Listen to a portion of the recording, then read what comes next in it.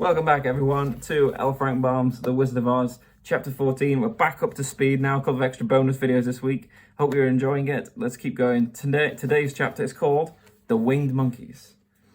You'll remember there was no road, not even a pathway, between the castle of the Wicked Witch and the Emerald City. For when the four travellers went in search of the witch, she had seen them coming, and so sent the winged monkeys to bring them to her.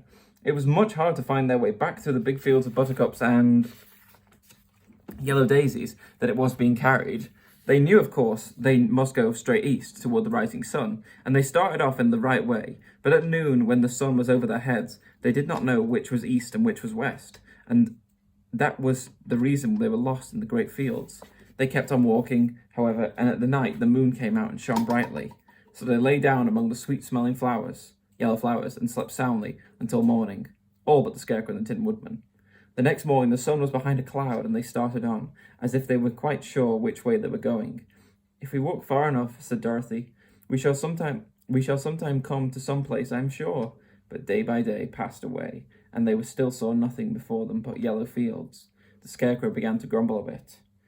We've surely lost our way," he said. "Unless we find it again in time to reach the Emerald City, I shall never have my brains." "Nor I my heart," declared the Woodman. "Seems to me I can scarcely wait till I get to Oz, and you must admit it's a very long journey." "You see," said the Cowardly Lion with a whimper, "I haven't all the courage to keep tramping forever without getting anywhere at all." Then Dorothy lost heart. She sat down on the grass and looked at her companions, and they sat down and looked at her, and Toto found for the first time in his life he was too tired to chase a butterfly that passed over his head. So he put out his tongue and panted and looked at Dorothy, as if to ask what they should do next. "Suppose we call the field mice," she suggested. "They could probably tell us the way to the Emerald City." "To be sure they could," cried the Scarecrow. To be sure they could," cried the Scarecrow. "Why didn't we think of that before?" Dorothy blew the little whistle she had always carried about her neck since the Queen of Mice had given it to her. In a few minutes they heard the pattering of tiny feet, and many of the small grey mice came running up to her. Among them was the Queen herself, who asked in her squeaky little voice, "What can I do for you, my friends?" "We've lost our way," said Dorothy. "Can you tell us where the Emerald City is?" "Certainly, but it's a great way off, for you have had it at your back all this time." Then she noticed Dorothy's golden cap, and said, "Why don't you use the charm of the cap and call the winged monkeys to you? They will carry it to the City of Oz in less than an hour." "I didn't know there was a charm," answered Dorothy in surprise. "What is it?"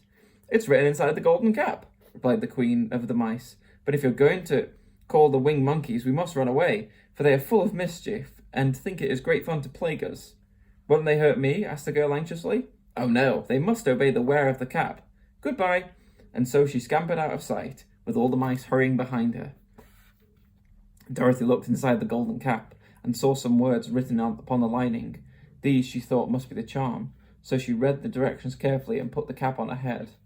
"Ipi-pipi-kake," she said, standing on her left foot. "What do you say?" asked the Scarecrow, who did not know what she was doing. "Hilo, lo, holo, hello," Dorothy went on, standing this time on her right foot. "Hello," replied the Tin Woodman calmly.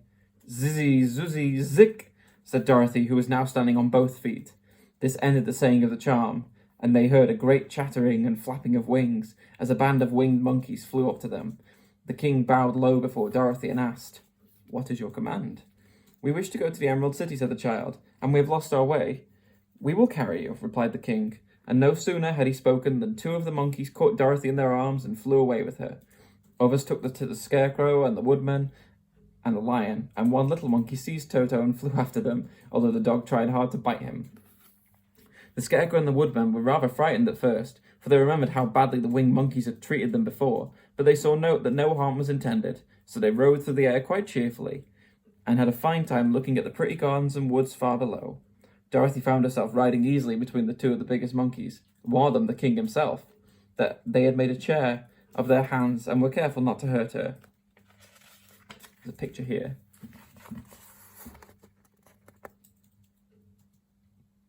There we go.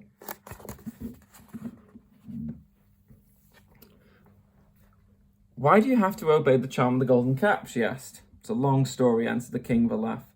"But as we have a long journey before us, I shall pass the time by telling you about it if you wish." "I shall be glad to hear it," she replied. "Once we were a free people living happily in the great forest. flying from tree to tree, eating nuts and fruit, and doing just as we pleased without calling anyone master. Perhaps some of us were rather too full of mischief at times, flying down to pull the tails of animals that had no wings, chasing birds and throwing nuts at people who walked in the forest. But we were careless and happy and full of fun, and enjoyed every minute of the day. This was years ago, long before Oz came out of the clouds to rule over this land.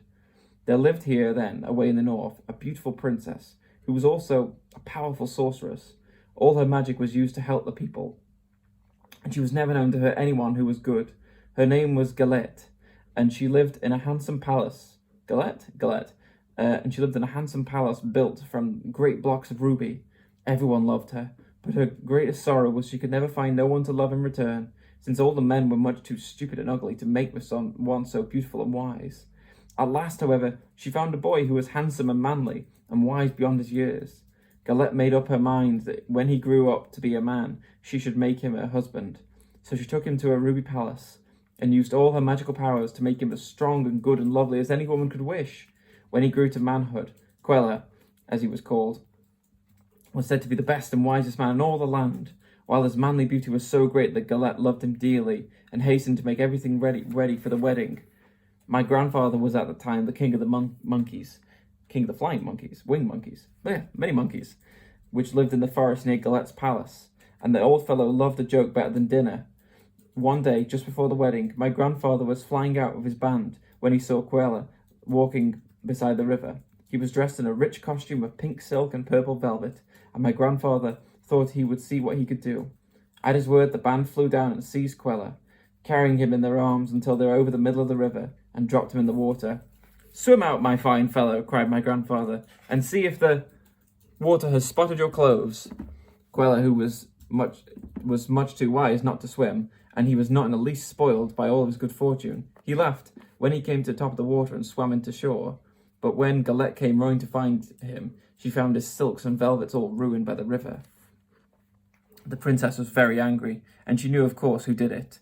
She had all the winged monkeys brought before her, and she said at the first that their wings should be tied, and they should be treated as they had treated Quella, and dropped in the river.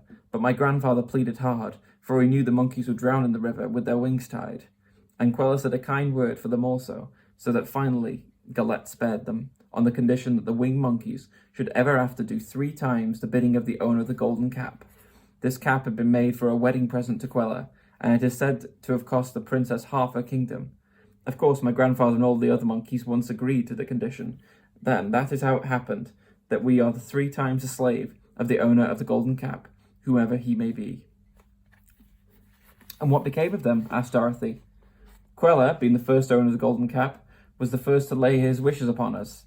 As his bride could not bear the sight of us, he called us all to him in the forest after he had married her, and ordered us to always keep where she could never again set eyes on a winged monkey, which we were glad to do so, for we were all afraid of her. This was all we had ever had to do until the golden cap fell into the hands of the wicked witch of the west, who made us enslave the Winkies, and afterwards drive Oz himself out of the land of the west. Now the golden cap is yours, and 3 times you have the right to lay your wishes upon us." As the Monkey King finished his story, Dorothy looked down and saw the green, shining walls of the Emerald City before them. She wondered at the rapid flight of the monkeys, but was glad the journey was over. The strange creatures set the travellers down carefully before the gate of the city, and the king bowed low to Dorothy and then flew swiftly away, followed by all his band. "That was a good ride," said the little girl. "Yes, and a quick way out of our troubles," replied the lion. "How lucky it was you brought away that wonderful cap." Nice little filler chapter there. So the next chapter is called The Discovery of Oz. And if you know anything about the Wizard of Oz, then you should know what's coming next. I hope you enjoyed. See you tomorrow. Have a great day. Bye.